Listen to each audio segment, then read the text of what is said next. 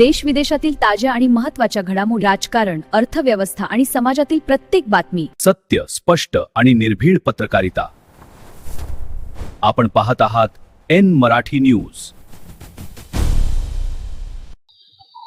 माझ्या माहितीनुसार हा जो महाराष्ट्राच्या मंत्रिमंडळातील म्हणजे देवेंद्र फडणवीसजी यांच्या कॅबिनेटमधील अनेक मंत्र्यांचे हे गुरु महाराज आहेत, जे आता पोलीस कस्टडीमध्ये आहे, ज्यांची चौकशी सुरू आहे, ज्यांच्या मोबाईलमध्ये 56 नाही तर 56 पेक्षा जास्त आक्षेपार्ह क्लिप सापडलेल्या आहेत.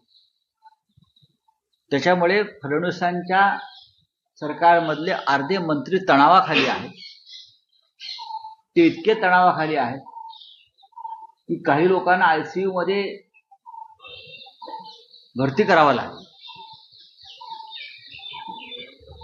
जी माहिती माझ्या समोर येते आहे त्यानुसार या भोंदू बाबांना जी माहिती दिली आहे पोलिसांनी ती अत्यंत गोपनीय जरी असली